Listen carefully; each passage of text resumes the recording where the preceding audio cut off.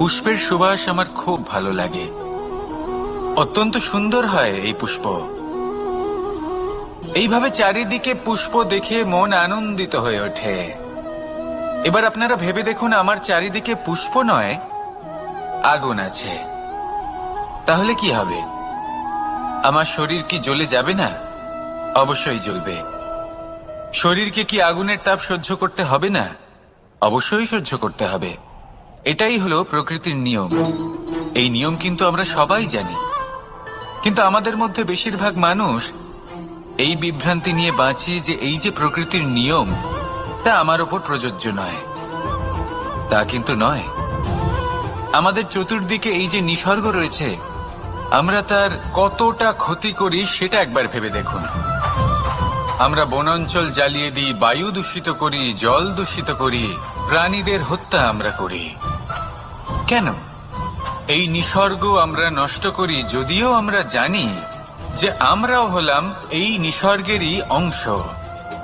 এবার দেখুন, শরীরের কোনো অংশে যদি আগুন ধরান, আস্তে আস্তে সমস্ত শরীরও জ্বলে যাবে। সেইভাবেই নিসর্গ যদি নষ্ট হয়ে যায়, তাহলে মনুষ্য জাতিও নষ্ট হয়ে যাবে। তাই এই যে নিসর্গ আপনি দেখছেন, এই পুষ্প, এই বৃক্ষ, বায়ু, জল, এদের সকলকে রক্ষা করুন, নষ্ট নয়। মনে রাখবেন, যদি নিসর্গ থাকে মানুষ থাকবে, যদি নিসর্গ থাকে তাহলেই জীবন থাকবে।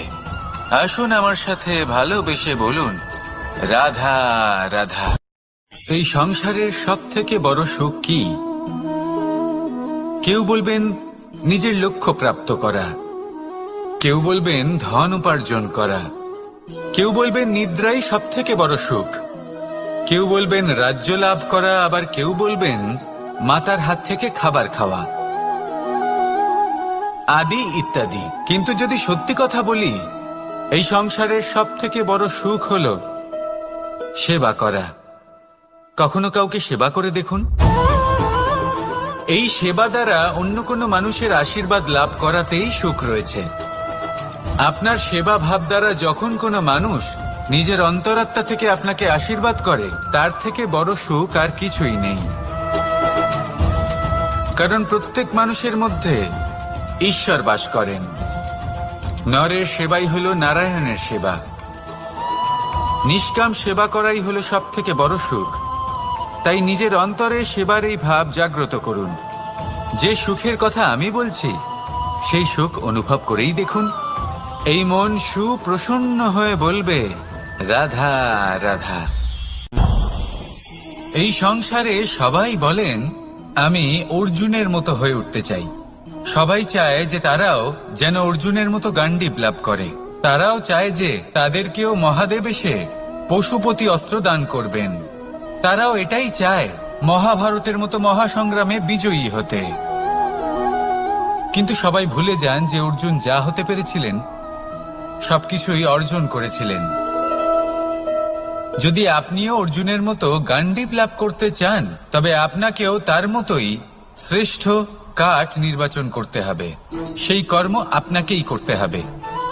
তার প্রত্যঞ্চা যাতে তীব্র হয়, তার জন্য আপনাকে সর্বশ্রেষ্ঠ দড়ি খুঁজে বের করতে হবে। আপনার বাণ যাতে ঘাতক হয়, সেই জন্য আপনাকে নতুন নতুন ধাতু খুঁজে বের করতে হবে। সেই শিক্ষা আপনাকে লাভ করতে হবে, তবেই আপনার ইচ্ছে পূর্ণ হবে।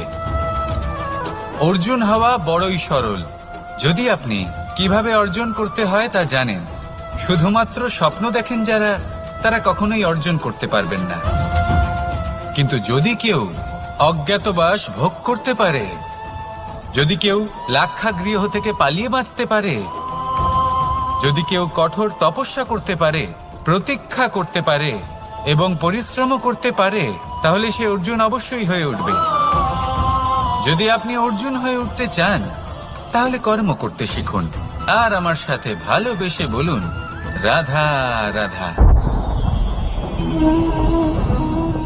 জীবন থাকলে লক্ষ্য অবশ্যই থাকবে। যদি লক্ষ্য থাকে, তার পথ অবশ্যই থাকবে। যদি পথ থাকে, তাহলে বাধা অবশ্যই থাকবে। আর এর ওপরেই নির্ভর করে যে আমরা জীবনে সফল হব না অসফল, পুরস্কারের ভাগীদার হব নাকি তিরস্কারের। মনে করুন আপনাকে একটা কাজ করতে হবে, আপনাকে পর্বত আরোহণ করতে হবে, আর সেই পথের ঢাল আপনাকে একাধিকবার ফেলে দেবে, পাথর আপনাকে একাধিকবার আহত করবে। এই অবস্থায় কি করবেন? সাধারণ মানুষ বেছে নেয় প্রতিশোধ। সেই পর্বতকে নষ্ট করে দেওয়ার চিন্তা ভাবনা করে, তার ভিতকে নড়িয়ে দেওয়ার কথা ভাবে সেই মানুষ।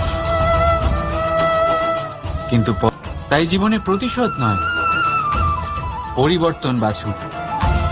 বদলা নয়, বদল বেছে নিন।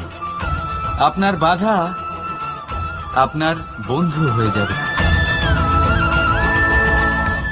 রাধা রাধা। সমস্ত মানুষের জীবন কিছুটা সমান হয়। মানুষ জন্মগ্রহণ করে, তারপর চলতে শেখে, জীবনে এগিয়ে চলে, বার্ধক্য লাভ করে, তারপর সমাপ্ত হয়ে যায়। কিন্তু সেই ব্যক্তিরা কারা যারা প্রকৃত অর্থে মনুষ্য জীবন যাপন করেন? এনারা হলেন সেই ব্যক্তি যারা পড়ে গেলেও আবার উঠে দাঁড়ানোর চেষ্টা করেন, নিজের ভেঙে পড়া অস্তিত্বকে আগলে নিয়ে আবার একটা আকার দেওয়ার চেষ্টা করেন, ভগ্ন আশাকে আবার একটা নতুন দিশা দেন। অসফল হওয়ার পরেও থামেন না, আবার এগোতে থাকেন। অসফল হওয়ার পরে যদি আপনি থেমে যান তাহলে সাফল্য আপনার সামনে অপেক্ষা করে, কিন্তু আপনি তা দেখতে পান না। তাই জীবনের সংঘর্ষে অংশগ্রহণ করতে শিখুন। জীবনের সংঘর্ষ থেকে পালাবেন না। আসুন আমার সাথে ভালোবেসে বলুন রাধা রাধা। একবার একটা শেয়াল বনে বিচরণ করছিল। ও একটা ছোট্ট শাবক দেখতে পেল। ও ভাবলো, আজ একেই আমি খাবার হিসেবে গ্রহণ করব। আশেপাশে দেখলো কেউ দেখছে না, তো কেউ ছিল না, আর সেই শাবকের ওপর আক্রমণ করল, যা হলো একটা ঘোর অপরাধ। বনের নিয়ম অনুসারে আপনি কখনোই শাবকের ওপর আক্রমণ করতে পারেন না। তারপর এই খবরটা যখন রাজা সিংহ জানতে পারলেন, সভার আয়োজন করলেন। কিন্তু সেখানে শেয়াল বলল, আমি তো এরকম কিছু করিনি। কিন্তু যদি আপনি এরকম বলেন, কোনো প্রমাণ দিন, এর কোনো সাক্ষী আছে? তখন রাজা সিংহ পেঁচাকে ডেকে পাঠালেন, যে সেই মুহূর্তে বৃক্ষের শাখার ওপর বসেছিল। সে সব কিছু দেখেছিল। পেঁচা সব সত্যি কথা বলল, আর শেয়ালকে মৃত্যুদণ্ড দেয়া হলো। এবার এই কাহিনী আমি আপনাকে কেন শোনালাম? কারণ মানুষও কখনো কখনো এরকম কর্ম করেন যা শিয়াল করেছে। এটা ভাবেন কেউ দেখছে না, যখন আমি অনুচিত কর্ম করতেই পারি। কিন্তু না, আপনি যাই করুন না কেন, কেউ না কেউ অবশ্যই তা দেখছে। কোনো ব্যক্তি না হলেও কোনো প্রাণী, না হলে কোনো যক্ষ বা দেব বা প্রেত। যদি এনারা কেউ না দেখেন, তাহলে ধরিত্রী মাতা দেখেন, যেখানে দাঁড়িয়ে আপনি সেই কর্ম করছেন, তাই না? তাই একটা কথা সবসময় মনে রাখবেন, কে দেখছেন কে দেখছেন না সেই বিষয়ে ভাবা ছেড়ে দিন। এটা খুব সহজ কথা। আপনি যদি উচিত কর্ম করেন, উচিত ফল পাবেন। যদি অনুচিত কর্ম করেন, তাহলে আপনি অনুচিত ফল অবশ্যই পাবেন।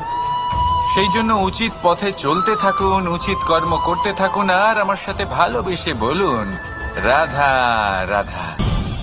আপনি কখনো কোনো বাজকে নিজের বাসা বানাতে দেখেছেন? এই বাজ যখনই কোনো বাসা বানায়, তখন উঁচু গাছের ডালে বা কোনো পর্বতের শিখরে বাসা বানায়, অনেক উচ্চতায়। আর সেখানে তার সন্তানও জন্মগ্রহণ করে। যখন এই সন্তানেরা জন্মায়, তখন এই বাজ খুবই ভালোবেসে এবং খুব সাবধানে এদের পালন পোষণ করে। নিজের ঠোঁট দিয়ে তাদের ঠোঁটে খাবার পরিবেশন করে। কিন্তু যেই সেই সন্তানেরা হৃষ্টপুষ্ট হয়ে যায় এবং সেই কথা বাজ নিজে বুঝতে পেরে যায়, সেই বাজ নিজেই সেই বাসা ছিন্ন ভিন্ন করে দেয়। সেই সন্তান যাদের সবেমাত্র ডানা গজিয়েছে, কিভাবে উড়তে হয় তারা জানে না, সেই সন্তানগুলিকে উচ্চতা থেকে ঠেলে দেয়। সেই সন্তান প্রথমে ভয়ভীত হয়ে যায়। তারা সামনে মৃত্যুকে দেখতে পেয়ে ভয়ের কারণে তাদের ডানা ঝাপটাতে থাকে। আর সেই প্রক্রিয়াতেই সেই সন্তানগুলি উড়তে শুরু করে দেয়। এবার এই ঘটনায় আমরা কি শিক্ষা পেতে পারি? এটাই, যদি আপনি মাতা পিতা হন তাহলে নিজের সন্তানকে অবশ্যই স্নেহ করুন, কিন্তু তাদেরকে নিজের আঁচলের তলায় বেঁধে রাখবেন না। যদি আপনি চান আপনার সন্তান জীবনে উন্নতি করুক, তাহলে নিজের মুঠো থেকে তাদের স্বতন্ত্র করে দিন। এই সংসারে সংঘর্ষ করতে দিন। সেই সন্তান নিজেই বুঝতে পারবে যে জন্মের সময় পাওয়া ডানা কি করে ব্যবহার করতে হয়। আর আপনার চোখের সামনে আপনার সন্তান এই আকাশে উড়তে থাকবে। তাহলে আসুন আমার সাথে ভালোবেসে বলুন, রাধা রাধা। সংসারে সবচেয়ে পবিত্র মানা হয় গঙ্গা জলকে। কখনো ভেবে দেখেছেন কেন? কারণ গঙ্গা জলের আবির্ভাব অত্যন্ত শুদ্ধ হয়, তার জন্ম শুদ্ধ হয়, যেখান থেকে তার শুরু সেটাই শুদ্ধ হয়। আর শুরুটা শুদ্ধ হওয়া অত্যন্ত আবশ্যক। আমাদের জীবনে সবই শুরু হয় আমাদের ভাবনা থেকে। নিজের ভাবনাকে শুদ্ধ রাখুন, কারণ এই ভাবনা থেকেই আবির্ভাব হয় শব্দের। আপনার শব্দ শুদ্ধ রাখুন। এই জীবনে নিজের ভাবনা শুভ রাখলে, শুদ্ধ করলে আপনার মন সুপ্রসন্ন হয়ে বলবে, রাধা রাধা। মানুষ জন্মগ্রহণ করে, তার সাথে ভয়েরও জন্ম হয়। ছোটবেলা থেকেই আমাদের মনে কোনো না কোনো প্রকারের ভয় থেকেই যায়। কেউ এই বিষয়ে ভয় পায় যে তার কোনো বস্তু তার থেকে দূরে চলে যাবে। কেউ এই বিষয়ে ভয় পায় যে আমি নিজেকে হারিয়ে ফেলব। কেউ এই ভেবে ভয় পায় যে আমার প্রিয়জনেরা তারা যেন আমার থেকে দূরে না চলে যায়। কেউ এই ভেবে ভয় পায় যে আমরা যেন পথ না হারিয়ে ফেলি, আদি ইত্যাদি। কিন্তু সত্যি কথা বলতে, ভেবে দেখুন এই ভয় বাস্তবে কি? শুধুই একটা মনস্থিতি, আর কিছুই নয়। যা কিছু আপনি জীবনে পেয়েছেন তা একদিন আপনাকে হারাতে হবে। এই জীবন হলো আপনারই, কিন্তু তাও একদিন সমাপ্ত হবে। তাই ভয় পেয়ে কি লাভ? এই ভয় শুধু আপনাকে জীবন যাপন করা থেকে বাধা দিচ্ছে, আর কিচ্ছু নয়। পথ হারিয়ে ফেললেই বুঝতে পারবেন যে নতুন পথ কিভাবে বানাতে হয়। কিছু মানুষকে জীবন থেকে হারালে তবেই আপনি বুঝবেন যে আপনার আপনজনকে। এই ভয়ের কারণে ভীত হয়ে থাকবেন না। এই তারা নক্ষত্র অন্ধকারের অভাবে গুরুত্ব হারায়। শিবকেও মহাদেব হওয়ার জন্য বিষপান করতে হয়েছিল। প্রত্যেক পরিস্থিতি, প্রত্যেক সাফল্য আপনার পরীক্ষা নেবে। তাতে উত্তীর্ণ হওয়া হলো আপনার কর্ম। যখনই আপনি ভয় পাবেন বা সংকটের সম্মুখীন হবেন, তখন সাহসের সাথে তার সম্মুখীন হন। মনে রাখবেন, যে সম্মুখীন হতে জানে, সাফল্য তার সাথে সবসময় থাকে। আসুন আর আমার সাথে ভালোবেসে বলুন, রাধা রাধা। আমাদের হাতটা দেখুন। এই হাতে 5টা আঙুল আছে, যা ভিন্ন ভিন্ন ধরনের। একরকম কেন নয়? কারণ হলো প্রত্যেকের নিজের নিজের গুরুত্ব আছে, নিজের নিজের মাহাত্ম্য আছে। এরা ভিন্ন, তাই একত্রিত হয়ে মুষ্টিবদ্ধ করা সম্ভব, যার দ্বারা আমরা আত্মরক্ষাও করতে পারি, আবার আক্রমণও করতে পারি। যদি 5টি আঙুল সমান হতো, তাহলে মুষ্টিবদ্ধ হতে পারত না, নিজেদের মধ্যে বিভ্রান্তির সৃষ্টি করত। এবার এরকমই কিছু আমাদের সংসারেও হয়। আমাদের দেশ, যেখানে একটি ভূমির ওপর ভিন্ন ভিন্ন ধর্মের মানুষ বাস করেন, ভিন্ন ভিন্ন জাতি, ভিন্ন ধর্ম, ভিন্ন ভাষা। কিন্তু যদি আমরা এটা ভাবি যে কিভাবে এই দেশকে কল্যাণের পথে নিয়ে যাওয়া যায়, কিভাবে এর বিকাশ করা সম্ভব, তাহলে আমাদের একত্রিত হওয়া শিখতে হবে। যেইভাবে 5টা আঙুল একত্রিত হয়, মুষ্টিবদ্ধ হয়, সেইভাবেই আপনার যে ভাষাই হোক, যে ধর্মই হোক, যে জাতি হোক না কেন, ঠিক আছে, আবশ্যক হলো আপনার নিজের কর্মভূমির সাথে, আপনার ধরিত্রীর সাথে যুক্ত থাকা, সাথে থাকা। তবেই দেশের উন্নয়ন সম্ভব। তবেই এই দেশ স্বতন্ত্র থাকবে, সফল হবে, আর এই মন প্রসন্ন হয়ে বলবে, রাধা রাধা। যদি আমি আমার চোখ বেঁধে কোনো একটা নির্দিষ্ট দিকে নিজের সমস্ত শক্তি প্রয়োগ করে ছুটে যাই, তাহলে কি হবে? আমি কোথাও ধাক্কা খেতে পারি, নিজের ক্ষতি করতে পারি, কোথাও পড়ে যেতে পারি, তাই না? অর্থাৎ এটা নিশ্চিত এই কাজ আমার করা উচিত নয়। কিন্তু আজকের দিনে প্রত্যেকটা মানুষ এই কাজই করছেন, তাই না? কোনো কাজ করার পূর্বে সেই কাজের বিষয়ে সম্পূর্ণ তথ্য কোথায় সংগ্রহ করছেন? শুধু এটুকু জানেন যে এই কাজটা করলে কত ধন অর্জন করবেন আর কত নাম হবে, আর ব্যাস সামনে এগিয়ে যান। এটা উচিত নয়। পূর্ণরূপে যে কোনো কাজ করার আগেই সেই কাজের বিশ্লেষণ করে নেওয়া উচিত, তা বুঝে নেওয়া উচিত, এবং সেই বিষয়ে অবশ্যই খেয়াল রাখা উচিত যে আপনার শরীর এবং আপনার মন এই কাজ করার জন্য কি প্রস্তুত রয়েছে। যদি তা না হয় তাহলে প্রথমে নিজেকে শুধরে নিন, তারপরে সেই কাজ করুন। যদি এইভাবে জীবনে সামনে এগোন তাহলে সাফল্যের সম্ভাবনা জীবনে অনেক বেশি বেড়ে যাবে।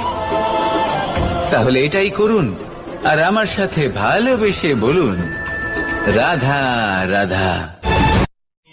এই সংসারে সাফল্য লাভ করার জন্য জ্ঞানের প্রয়োজন হয়, পরিশ্রমের প্রয়োজন হয়, দৃঢ় নিষ্ঠার প্রয়োজন হয়, নিরন্তর চেষ্টা করা প্রয়োজনীয়। কিন্তু আরো কিছু আছে যা অত্যন্ত প্রয়োজনীয় এবং গুরুত্বপূর্ণ। তা হলো ভালো বন্ধু। তাদের থাকা অত্যন্ত প্রয়োজনীয়। যদি ভালো বন্ধু থাকে তাহলে সময় এলে তারা ঢাল হয়ে আপনাকে সুরক্ষা করবেন। সময় এলে অস্ত্রের মতো শত্রুকে সংহারও করবেন।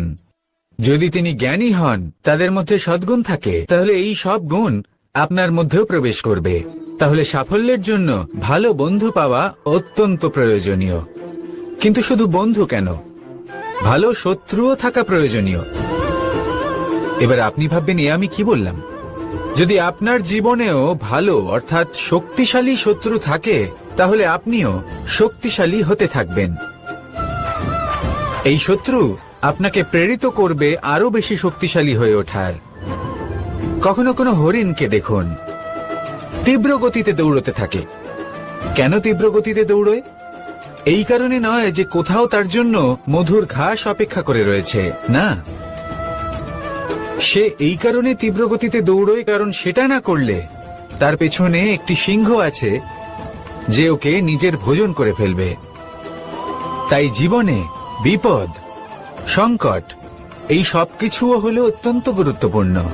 তার সম্মুখীন হতে শিখুন আর আমার সাথে ভালোবেসে। যদি এনারা কেউ না দেখেন তাহলে ধরিত্রী মাতা দেখেন, যেখানে দাঁড়িয়ে আপনি সেই কর্ম করছেন, তাই না? তাই একটা কথা সবসময় মনে রাখবেন, কে দেখছেন কে দেখছেন না সেই বিষয়ে ভাবা ছেড়ে দিন। এটা পৌঁছানো অত্যন্ত কঠিন হয়। কেউ ভাবেন যে কেন এত কঠিন হয়, কেন এত কষ্ট করতে হয় লক্ষ্যে পৌঁছানোর জন্য।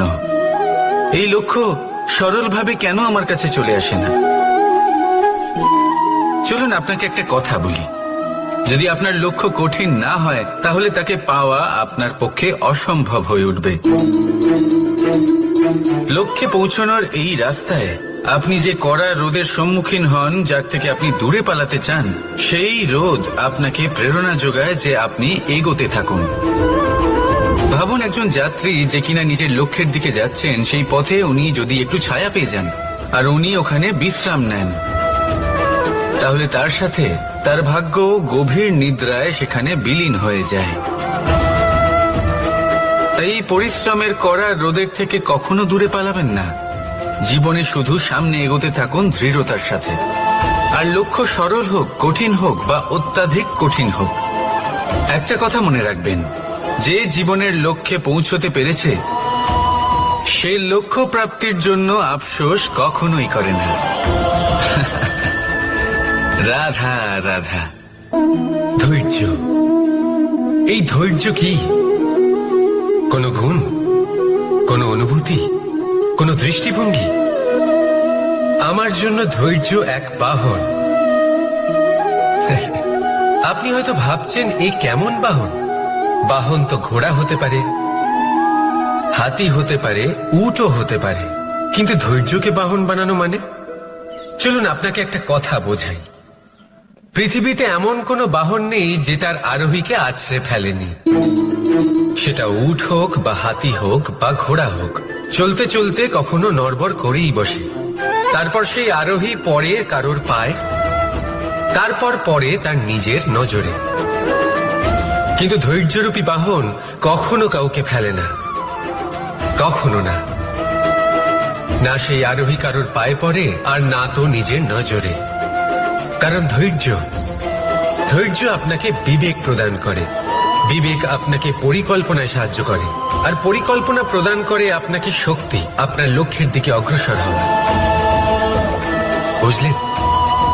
ধৈর্যকে সঙ্গে রাখুন, নিজেকে আরো ধৈর্যশীল করে তুলুন। এই ধৈর্যের সাহায্যে আরোহণ করে দেখুন কিভাবে এই বাহন আপনাকে আপনার গন্তব্যে পৌঁছে দেবে। রাধা রাধা। সংসারে এমন একটা ভ্রান্ত ধারণা রয়েছে যে সবকিছু ভাগ্যের দ্বারা পাওয়া যায়, কিন্তু ভাগ্য, প্রারব্ধ এ তো সকলের জন্যই সমান হয়। এটা তো ব্যক্তির উপরে নির্ভরশীল হয়, তার আকাঙ্ক্ষার উপরে নির্ভরশীল হয়, বাসনার উপরে নির্ভরশীল হয়, স্বভাবের উপরে নির্ভরশীল হয় যে উনি সেটা নিয়ে কি করেন। দেখুন, এই প্রসাদ কিন্তু সকলকেই দেওয়া হয়, কিন্তু তা গ্রহণ করবেন কিভাবে সেটা ব্যক্তির উপরে নির্ভর করে। আপনাকে এক উদাহরণ দিই। যেমন ধরুন, দুজন মানুষকে আমি একটা করে মাটির ডেলা দিলাম, সেটা নিয়ে তারা কি করবেন? একজন মানুষ তার ছোট ছোট ডেলা বানাবেন আর পথযাত্রীদের ওপরে ছুঁড়ে মারবেন, হাসি ঠাট্টা করবেন, তাদের বস্ত্র নোংরা করে দেবেন, সেটাতেই উনি আনন্দ পাবেন।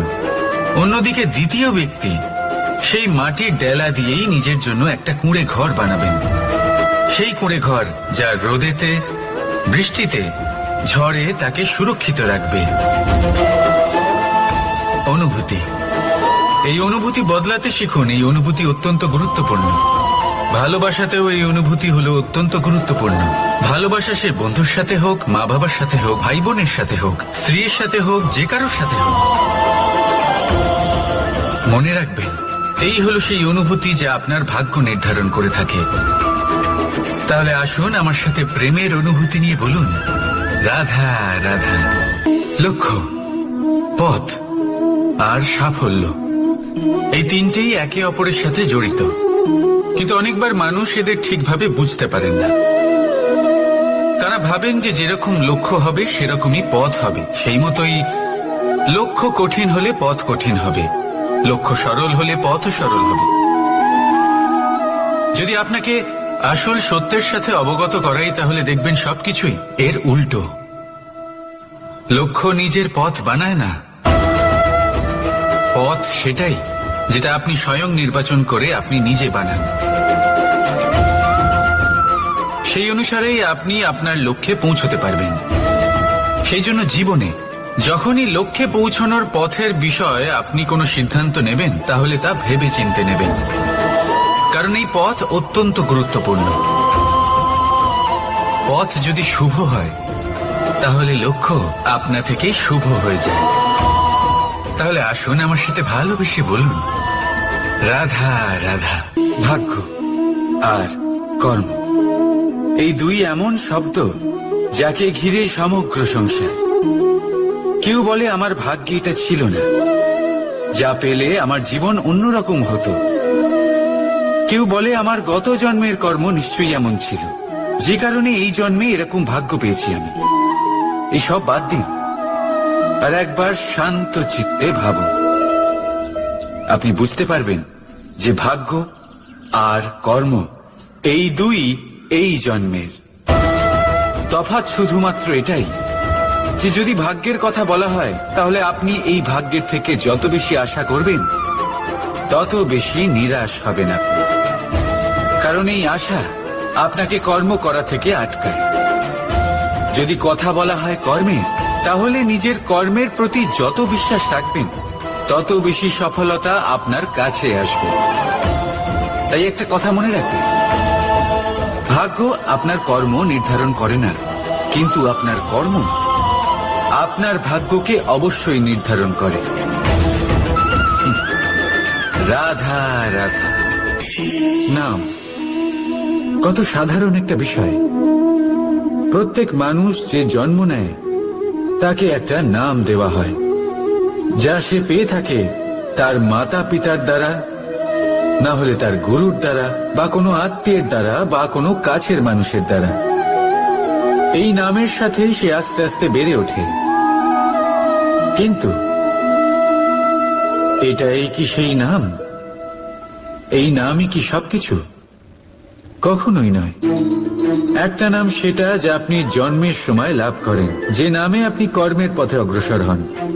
আরও একটা নাম সেটা যা আপনি আপনার কর্মের দ্বারা অর্জন করেন, আর এই নামেই আপনাকে সবাই যুগ যুগ ধরে মনে রাখে। আপনার আসল নাম সেটা নয় যা আপনাকে জন্মের সময় দেওয়া হয়েছিল। আপনার আসল নাম সেটা যেটা আপনি আপনার কর্ম দ্বারা লাভ করেছেন, কারণ সেই লাভের পেছনে প্রচুর প্রয়াস লুকিয়ে থাকে, অনেক পরিশ্রম লুকিয়ে থাকে। কিন্তু যদি আপনি চান যে মানুষ আপনার নাম মনে রাখে, তাহলে আপনাকে কর্মের পথে অগ্রসর হতেই হবে, শুভ কর্ম করতে হবে, অনর্গল চেষ্টা করে যেতে হবে, মহান কাজ করতে হবে। আর বিশ্বাস করুন, আপনি একটা মহান নামের ফল অবশ্যই লাভ করবেন। রাধা রাধা। আমি এখানে একা এই বনে বসে আছি, বাঁশি বাজাচ্ছি। কার জন্য? কে আছেন এখানে? কেউ নেই। আমার প্রজা, আমার রাজ্য, আমার পরিবার আমার থেকে অনেক দূরে আছেন। আমি এখানে একা এই বনে বসে এই আকাশের এই রঙের, গাছের এই সব ফলের, মাটির সুবাসের আনন্দ উপভোগ করছি। কেন? আমি হলাম দ্বারকাধীশ। এমন কি রাজকীয় বা ভৌতিক সুখ রয়েছে যে আমি ওখানে পেতে পারি না? সবকিছুই পেতে পারি, তাও এখানে বনে একা বসে আছি। কোন সুখ খুঁজে চলেছি? একা থাকার সুখ। আমরা প্রত্যেকদিন অনেক মানুষের সাথে, চিন্তাধারার সাথে, কর্মের সাথে, পরিস্থিতির সাথে, সুখ দুঃখের দ্বারা বেষ্টিত থাকি। জীবনের এই চক্রে আমরা জড়িয়ে পড়তে থাকি। যতই আমরা এই সমস্যার সমাধান করি, আমরা ততই এতে জড়িয়ে পড়ি। আমরা এতটাই জড়িয়ে পড়ি যে যখন আমরা আয়নায় নিজেদের দেখি, তখন আমরা নিজেদের চিনতেই পারি না। এমন মনে হয় যেন আমরা নিজেদের হারিয়ে ফেলেছি। সেই জন্য প্রত্যেক দিন আপনি কিছু সময় নিজের সাথে কাটান একান্তে। এটা অত্যন্ত আবশ্যক। নিজের অস্তিত্বের গভীরে গিয়ে দেখতে শিখুন, নিজেকে বুঝুন। অদ্ভুত শান্তির অনুভূতি হবে। যেমন এই বায়ু, এই বৃক্ষ, এই পুষ্প, এই নিসর্গ, এদের মতো আপনিও কখনো একলা হতে শিখুন। কখনো নিসর্গের একটা অংশ হয়ে দেখুন। এই মন প্রসন্ন হয়ে বলবে, রাধা। একবার একটা শেয়াল বনে বিচরণ করছিল। ও একটা ছোট্ট শাবক দেখতে পেল। ও ভাবলো, আজ একেই আমি খাবার হিসেবে গ্রহণ করব। আশেপাশে দেখলেও কেউ দেখছে না তো, কেউ ছিল না। আর সেই শাবকের ওপর আক্রমণ